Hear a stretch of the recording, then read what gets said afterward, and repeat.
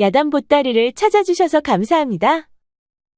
구독, 좋아요, 알림 설정 꼭 눌러주세요. 옛날 어느 마을에 뚱보 청년 덕보가 살았습니다. 덕보가 어찌나 뚱뚱한지 덩치가 웬만한 사람들의 몇 배는 되었지요. 그러다 보니 걷는 것도 뒤뚱뒤뚱 걸었답니다. 그런데 어느 날 덕보는 옆집 변소관에 들어갔다가 똥통에 빠지고 말았습니다. 널판지로 만든 발판이 부러졌기 때문이었지요. 그러니 마을 사람들도 그런 덕보를 보며 놀리거나 바보 취급을 하였답니다. 야, 똥통 뚱보돼지야. 저리 가지 못해. 에이, 재수없게 맨날 우리만 왜 쫓아다니는 거야? 마을 아이들도 덕보만 보면 놀려대거나 무시하기 일쑤였지요. 하지만 뚱보 덕보는 화를 내거나 짜증을 내지 않았습니다. 그저 다 받아주고 있었지요. 덕보가 사는 마을에는 처녀들이 여럿 있었습니다. 그런데 그 중에서 뚱보 덕보가 제일 좋아하는 처녀가 춘이라는 처녀였지요. 그런데 춘이 처녀의 동생이 항상 덕보를 놀려대고 있었기 때문이었습니다. 얘들아, 내가 말 태워줄까? 그래, 좋아. 뚱보는 아이들 서너 명씩 등에 태워 네 발로 기어다니곤 하였습니다. 그럴 때면 아이들이 무척 좋아했지요. 아니 얘 춘돌아, 그러다 덕보가 다치면 어쩌려고 그래. 어서 내려와. 덕보가 좋아하는 춘이가 지나다가 이를 보고 동생에게 말했습니다. 아니 괜찮아. 애들이 좋아하면 나도 좋아. 흐흐. 그래도 그러면 안 되지. 어서들 내려와. 춘이는 춘돌이를 끌고 집으로 돌아갔습니다. 그러자 덕보도 기분이 좋아 집으로 돌아왔지요. 춘이가 자신을 다칠까 걱정해 주는 것 같아 덕보는 기분이 무척 좋았습니다. 엄니, 나 오늘도 춘이 봤다. 흐흐. 아이고 얘야, 춘이가 그리도 좋더냐? 그럼요. 춘이는 하늘에서 내려온 천사예요, 천사. 덕보 어머니는 덕보가 춘이 이야기할 때마다 가슴이 너무 아팠습니다. 덕보가 너무 뚱뚱해 춘이가 싫어할 것 같아서였지요. 덕보 너는 마음이 천사니 언젠가는 춘이도 너의 마음을 알게 될 것이야. 어머니 말에 덕보의 입은 귀에 걸렸습니다. 그렇지요, 어머님. 언젠가는 춘이도 지 마음을 알겠지요. 그날 밤도 덕보는 춘이와 함께하는 상상을 하며 기분 좋게 잠이 들었답니다. 그리고 며칠 후 덕보 생일이라 어머님이 백설기떡을 만들어 주었습니다. 그러자 덕보는 제일 먼저 춘이 생각이 났지요. 그리하여 덕보는 백설기떡을 챙겨 뒤뚱뒤뚱 춘이 집으로 향했습니다. 춘이야, 오늘이 내 생일이라 어머님이 떡을 만들어 주셨어. 그래서 내 생각이 나서 가지고 왔어. 아 그러니? 생일 축하해. 그리고 가져온 떡은 잘 먹을게. 덕보는 춘이가 떡을 받아들자 기분이 너무 좋았습니다. 그리고 얼굴까지 붉어졌지요. 답례로 너도 이것 좀 먹어봐. 아니 이게 뭐야? 어제 내가 만든 것인데 너도 엿 좀 먹어봐. 아 그래? 흐흐 고마워. 덕보는 기분이 좋아 싱글벙글 웃으며 집으로 돌아왔습니다. 어머님 엿 드셔요. 아니 웬 엿이야? 춘이가 줬어요. 흐흐. 아니 그렇단 말이냐? 춘이가 우리 덕보에게 엿을 다 챙겨주었구나. 참 맛있게 잘 만들었다 얘. 그날 밤도 덕보는 춘이와 함께하는 상상을 하며 기분 좋게 잠이 들었답니다. 그리고 며칠이 지난 어느 날 덕보는 산에서 어머님이 좋아하는 산딸기를 따서 돌아오고 있었습니다. 아니 그런데 이게 뭔 일이랍니까?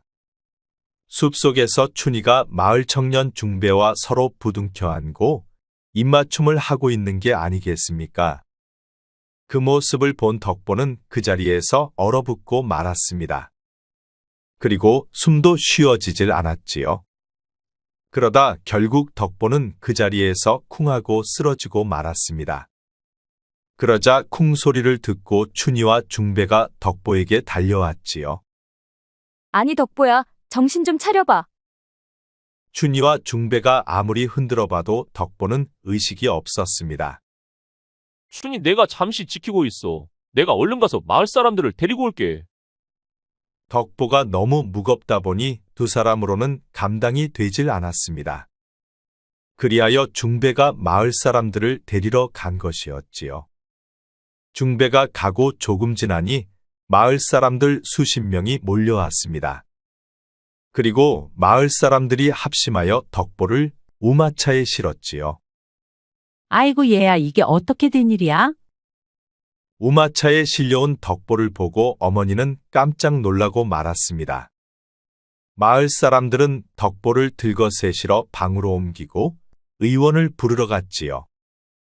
다른 곳은 이상이 없으나 깨어나면 살을 빼야 할 것이요. 그럼 다른 곳은 이상은 없는 것이요? 그렇소. 무엇을 보았는지 충격을 크게 받은 것 같소이다. 의원이 돌아가고 다음 날이 되니 덕보가 의식이 돌아왔습니다. 아이고 얘야 이제 정신이 돌아오느냐? 그런데 제가 어떻게 집에 왔나요? 춘희와 중배가 마을 사람들을 불러서 너를 데리고 왔단다. 어머니 말을 들은 덕보는 눈에서 눈물이 흘렀습니다. 아니 얘 왜 우는 것이야? 무슨 일이 있었니? 의원께서는 내가 무엇을 보았는지 충격을 크게 받았다고 하더구나. 아니요, 어머니. 저 좀 잘게요. 덕보는 이불을 뒤집어 쓰고 소리 없이 엉엉 울었습니다. 매일 밤 춘희와 함께하며 행복한 상상을 하곤 하였는데 춘희가 중배와 입맞춤하는 것을 보고 모든 꿈이 산산이 깨지고 말았기 때문이었지요. 덕보의 부모님들도 그런 덕보를 보면서 걱정이 무척 많았습니다. 아니 저놈은 도대체 어쩌자고 살이 저리도 찐단 말이요. 300근짜리 돼지보다도 더 나가니 이놈이 사람이여 짐승이요. 아이고 덕보 아버지 그런 소리 말아요. 그렇지 않아도 남들이 덕보 보고 말들이 많은데 부모까지 그러면 덕보는 누구를 의지한단 말이에요. 그러니 그런 소리는 입 밖에 내지도 말아요. 덕보 아버지는 덕보를 볼 때마다 너무 속이 터졌습니다. 그러다 보니 일부러 덕보를 안 보려고 노력을 하였지요. 그렇게 가을이 지나고 겨울이 되었습니다. 그동안 방 안에 틀어박혀 문밖 출입을 전혀 하지 않던 덕보가 무슨 생각에서인지 벌떡 일어나 밖으로 나왔지요. 그리고 새끼줄을 챙겨 산으로 향했습니다. 흰눈이 잔뜩 쌓인 오솔길을 지나 덕보는 산속길을 걷고 또 걸었습니다. 그리고 한 번도 가보지 않은 먼 곳까지 가게 되었지요. 그리고 덕보는 언덕 위 큰 나무에 새끼줄을 걸고 자신의 목을 걸었습니다. 그리고 언덕에서 폴짝 뛰어내렸지요. 아니 그런데 이게 뭔 일이랍니까? 새끼줄이 끊어지면서 덕보는 산 아래로 사정없이 미끄러지기 시작하였지요. 그렇게 산에서 쭉 미끄러져 내려온 덕보는 사람들이 다니는 산길로 계속 미끄러져 내려갔습니다. 덕보는 멈춰보려 애를 써보았지만 눈이 쌓여 미끄러지는 것을 멈출 수가 없었습니다. 그러다 보니 덕보는 썰매를 탄 듯이 처음 보는 마을로 계속 미끄러져 내려만 가고 있었지요. 비켜요, 비켜. 아니 그런데 이건 또 무슨 일이랍니까? 이미 미끄러져 꼬리뼈가 부러진 여인이 길바닥에 쓰러져 있는 게 아니겠습니까? 덕보는 여인과 부딪히면 여인이 크게 다칠 것 같아 다리를 활짝 벌리고 상체를 치켜 세웠습니다. 그리고 여인과 부딪히는 찰나에 여인을 번쩍 들어 배 위에 올렸지요. 그리고 덕보는 여인이 다칠까봐 여인을 가슴에 꼭 끌어안았습니다. 그러자 푸짐한 덕보의 배에 올라탄 여인은 무슨 구름을 타는 것만 같았지요. 아니 어쩜 이렇게 승차감이 좋은 것이야? 과부는 생전 처음 느껴보는 푹신함에 부러진 꼬리뼈가 아픈 줄도 몰랐습니다. 그리고 썰매를 타듯 너무 재밌다는 생각이 들었지요. 그러자 잠시 후 평지가 나오면서 덕보는 멈출 수가 있었습니다.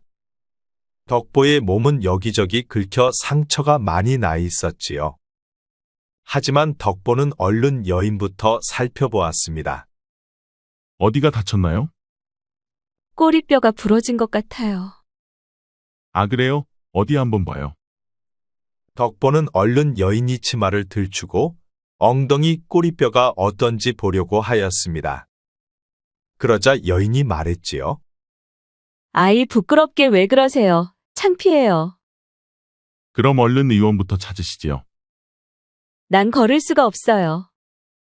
그럼 집이 어디요? 바로 저기 보이는 저 집입니다. 덕보는 여인을 번쩍 들어 가슴에 안았습니다. 그리고 여인의 집으로 성큼성큼 걸어가 안방에 눕혀주었지요. 내가 가서 의원을 불러드리리다. 덕보가 그렇게 말하고 돌아서 나오려 하였는데 갑자기 여인이 불렀습니다. 총각이 가버리고 나면 나는 꼼짝도 할 수가 없답니다. 그러니 내가 나을 때까지만 제 집에 머물러주면 안 될까요? 여인의 말에 덕보는 나가던 발걸음을 멈추었습니다. 아니, 집안에 다른 사람은 없는 것이요? 그렇습니다. 저는 일찍이 서방님을 잃고 혼자 살고 있습니다. 아니, 그럼 과부인 것이요? 그렇습니다. 처녀라 말해도 믿겠소. 그런데 어찌 그리 처녀보다 아름다운 것이요? 덕보 눈의 과부는 춘희보다 훨씬 더 예뻤습니다.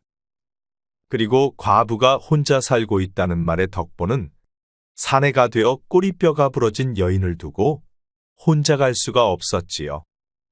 그리하여 덕보는 당분간 과부 집에 머물기로 하였습니다. 알겠소. 그럼 우선 의원부터 데려오겠소. 덕보도 여기저기 아픈 곳이 많았지만 참고 의원을 부르러 갔습니다. 그리고 의원을 데려와 안방으로 들어갔지요. 어디가 아픈 것이요? 꼬리뼈가 부러진 것 같아요. 그럼 엎드려 보시오. 의원은 과부의 치마를 걷어 올리고 속것을 엉덩이 밑으로 내렸습니다. 그리고 손가락을 짚어가며 엉덩이 꼬리뼈를 자세히 살펴보았지요. 그러자 덕보는 민망하여 고개를 옆으로 돌렸습니다. 꼬리뼈가 부러지긴 하였으나 많이 부러진 것은 아니요. 그러니 한 몇 달 잘만 치료하면 괜찮을 것이요. 그런데 의원이 과부에게 처방을 하고 덕보를 보며 말했습니다. 내 살다 총각처럼 부푼 사람은 처음이요. 어떻게 사람이 그런 몸을 할 수가 있는 것이요. 지금의 모습은 사람의 모습이 아니니 얼른 살을 빼야 할 것이요. 그렇지 않으면 자다가도 저승을 보게 될 것이요. 의원 말에 덕보는 마음이 상했지만 대수롭지 않게 넘겼습니다. 그보다 더한 말을 하도 많이 들어봤기 때문이었지요. 약재를 처방하고 의원이 돌아가자 과부가 말했습니다. 심하려워요. 한참 동안이나 참고 참다 결국 과부는 어쩔 수 없이 부끄러움을 무릅쓰고 덕보에게 말했지요. 아, 그러시오. 잠시만 기다려보시오. 덕보는 바깥에서 요강을 들고 들어왔습니다. 여기 있소. 덕보가 요강을 주었지만 과부는 혼자이므로 이를 볼 수가 없었습니다. 혼자서는 못해요. 아, 참 그렇지요. 잠시만 기다려보시오. 덕보는 누워있는 과부의 치마를 올리고 속것을 내렸습니다. 그러자 생전 처음 보는 숲이 보였지요. 덕보는 민망하였지만 어쩔 수가 없었습니다. 과부를 번쩍 들어 양 무릎을 잡고 이를 볼 수 있게 해주었지요. 그렇게 과부가 일을 마치자 덕보는 다시 과부를 눕혀주었습니다. 그러자 과부가 말했지요. 배고파요. 아, 그러시오. 잠시만 기다려보시오. 덕보는 얼른 부엌으로 들어가 밥을 지었습니다. 그리고 밥상을 챙겨 안방으로 가지고 들어갔지요. 꼬리뼈 때문에 앉지도 못하는 과부에게 덕보는 밥을 먹여주었습니다. 그리고 덕보는 물수건을 가져와 과부의 얼굴과 손발을 닦아주었지요. 그러자 과부가 또 말했습니다. 자다가 또 소피가 마려울 수 있으니 오늘 밤 내 옆에서 주무셔요. 헌데 나는 혼자 자는 습관이 있어 자다가 내 밑에 깔리면 곧바로 황천행이요. 그럼 옆방에서 주무시고 끈으로 팔을 묶어 줄끝을 내 손에 쥐어주시오. 알겠소. 그게 낫겠소.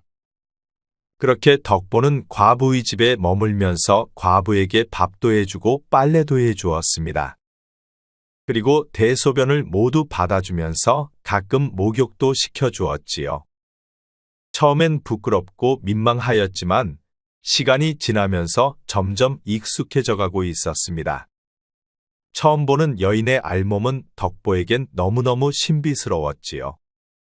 그러다 보니 덕보는 춘희 때문에 목매려던 기억도 까맣게 잊고 있었습니다. 그렇게 얼마나 시간이 흘렀을까? 몇 달이 흐르니 과부의 꼬리뼈가 붙어 정상인처럼 활동이 가능해졌지요. 그러다 보니 과부는 이제 걷기도 하면서 대소변은 스스로 해결을 하였습니다. 그리고 이젠 밥도 할 수 있게 되었지요. 그리하여 밥을 하려고 부엌으로 들어간 과부가 깜짝 놀라고 말았습니다. 쌀떡이 텅텅 비어 있었기 때문이었지요. 여기 있던 쌀이 다 어디로 갔나요? 아, 내가 다 먹었소. 과부는 또 깜짝 놀랐습니다. 1년 먹을 식량을 몇 달도 안 돼 덕보가 다 먹어버렸기 때문이었지요. 하지만 과부는 덕보가 밉지는 않았습니다. 지금까지 아픈 자신을 위하여 덕보가 불평불만 없이 병수발을 모두 들어주었기 때문이었지요. 그러다 보니 그런 덕보가 과부 눈에는 천사로 보였습니다. 그리고 듬직하고 멋진 사내로 보였지요. 덕보가 아니었다면 과부는 소피도 못 보고 밥도 먹을 수가 없었습니다. 덕보 총각은 내게 천사 같은 사람이어요. 내가 어려울 때 갑자기 나타나 나를 도와주었으니 내겐 누구보다 소중한 사람입니다. 과부의 말을 들은 덕보는 갑자기 눈물이 핑 돌았습니다. 지금까지 자신을 그렇게까지 말해준 사람이 없었기 때문이었지요. 과부가 소중한 사람이라는 말에 덕보는 너무 가슴이 벅차 올랐습니다. 그러다 보니 덕보 눈에는 눈물이 맺혀 있었지요. 그렇게 서로가 서로에게 감복한 두 사람은 어느새 서로를 부둥켜 안고 있었습니다. 그리고 본능적으로 입맞춤을 하였지요. 그러다 보니 몸이 달아오른 덕보는 과부를 번쩍 들어 안방으로 들어갔습니다. 그리고 자리 깔고 이를 치르려 하였지요. 아니 그런데 아무리 애를 써봐도 뭔가 되지를 않는 것이었습니다. 왜 안 되나요? 애를 쓰고는 있는데 나도 영문을 모르겠어. 그렇게 덕보가 끙끙거리며 애를 써도 되지를 않자 답답한 과부가 일어나 덕보의 그것을 찾아보았습니다. 아니 그런데 이게 뭔 일이랍니까? 아무리 찾아봐도 덕보의 것이 보이질 않는 것이었지요. 아니 어디 두고 온 것이 아니요? 아무리 찾아봐도 보이질 않네. 잘 좀 찾아보시오. 나도 이날까지 내 것을 한 번도 본 적이 없소만. 그렇게 한참을 찾다가 과부는 덕보의 것을 살속 깊은 곳에서 찾아내고 말았습니다. 뱃살에 가려 꼭꼭 숨겨져 있었지요.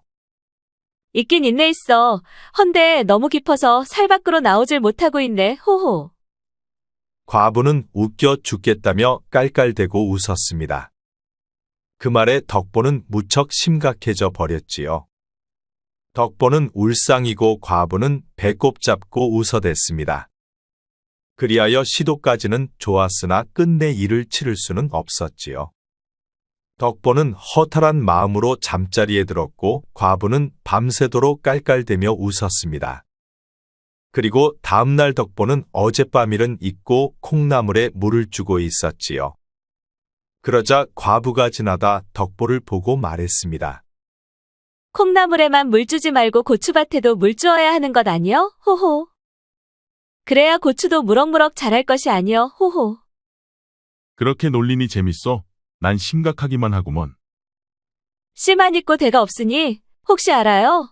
물을 잔뜩 주면 배가 쑥쑥 올라올지, 호호.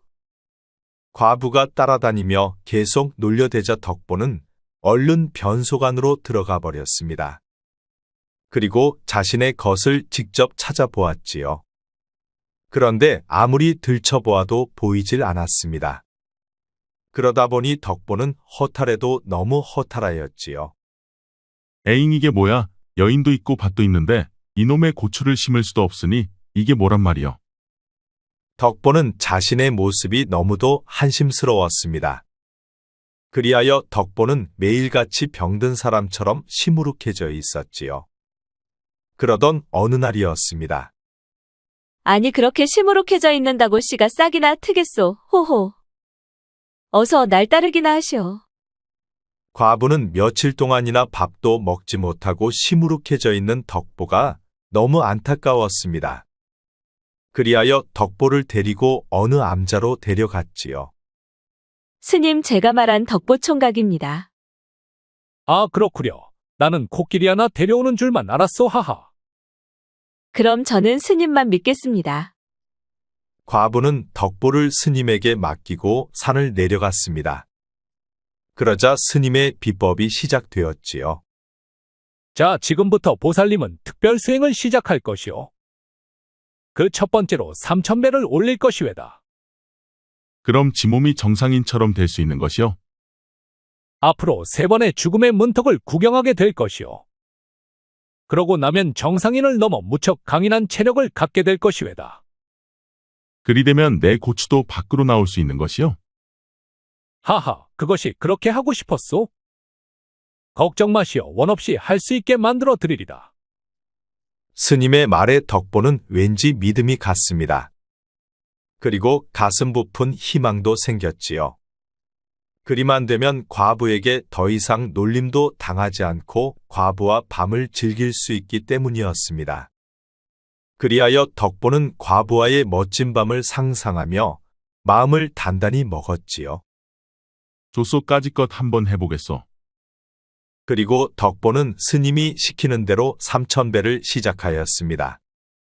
안 쓰던 근육을 쓰게 되니 여기저기 아파서 죽을 것만 같았지요. 온몸에서는 땀이 줄줄 쏟아졌습니다.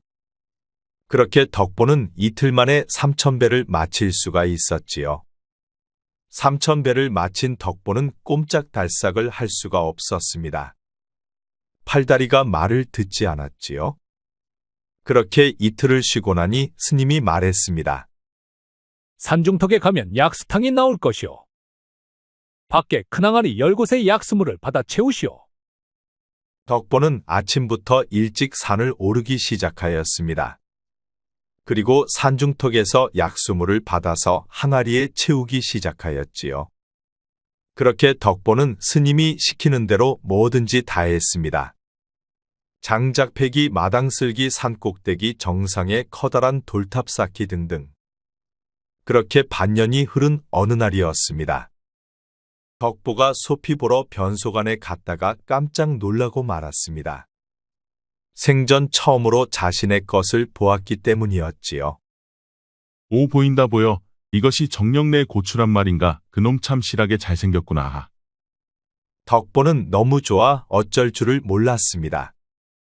암자에 들어온 지 반년 만에 드디어 자신의 고추를 볼 수 있게 되었지요. 그만큼 뱃살이 빠진 것이었습니다.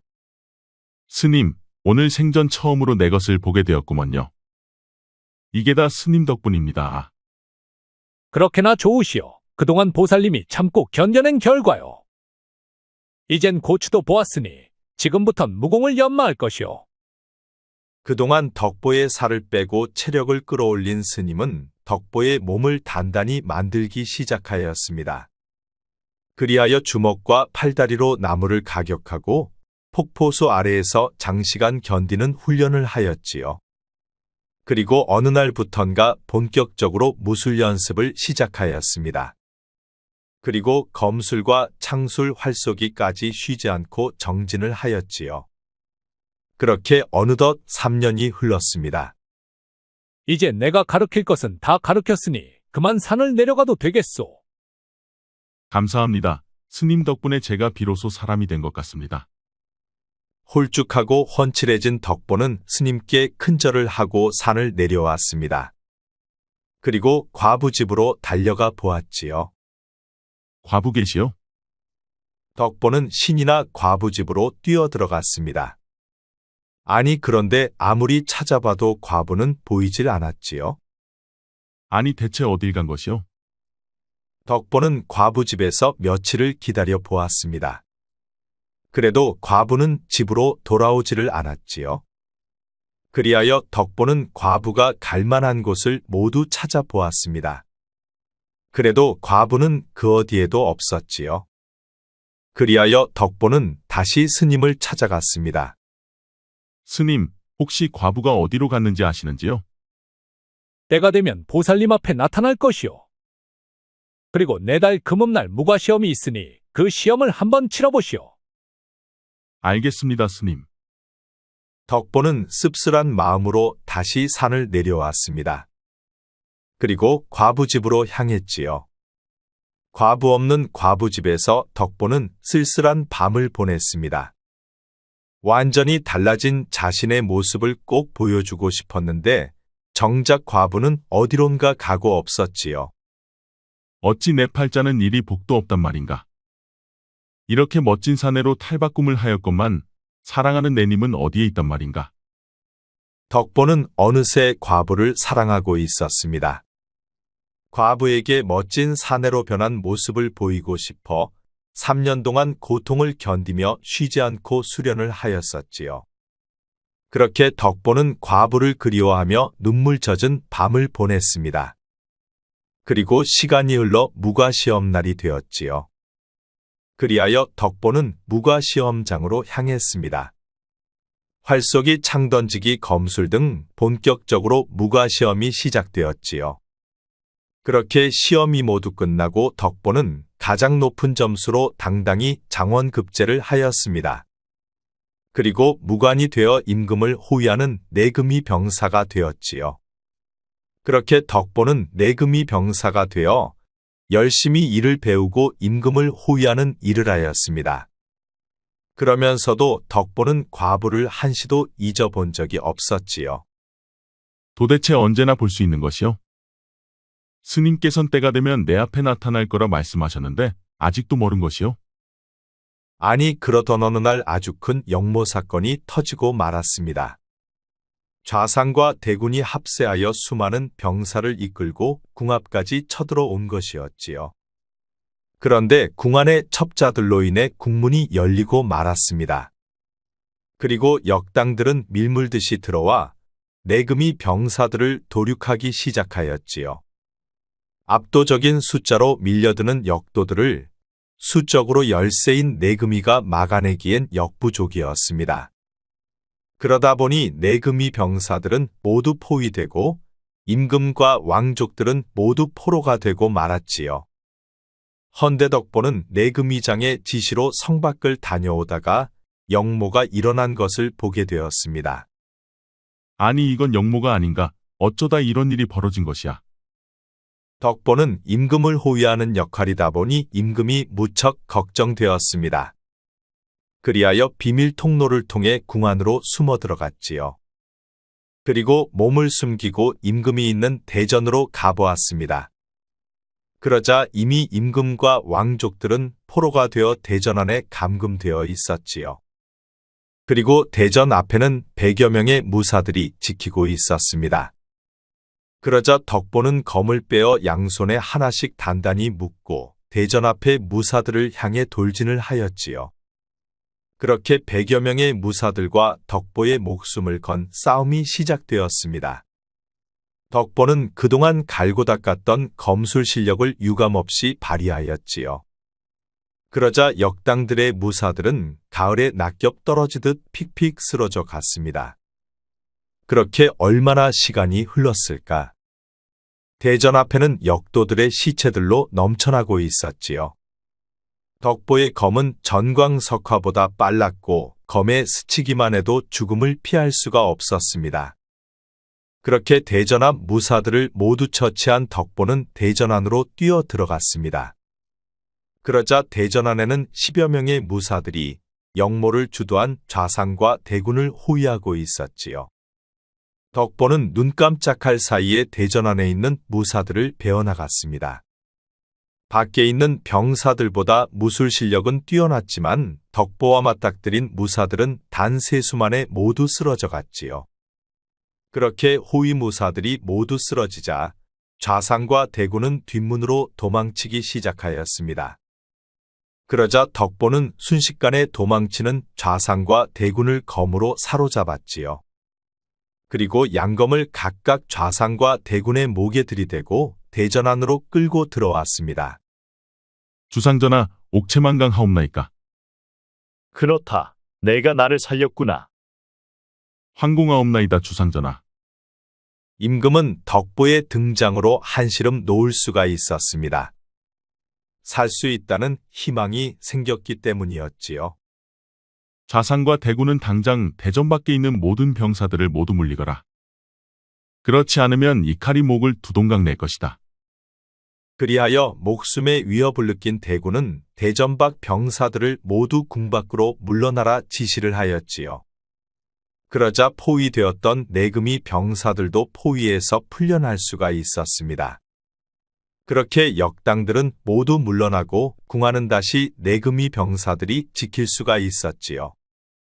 그렇게 하여 임금은 목숨과 자리를 보존할 수가 있었고 영모에 가담한 자들을 모두 숙청하기 시작하였습니다.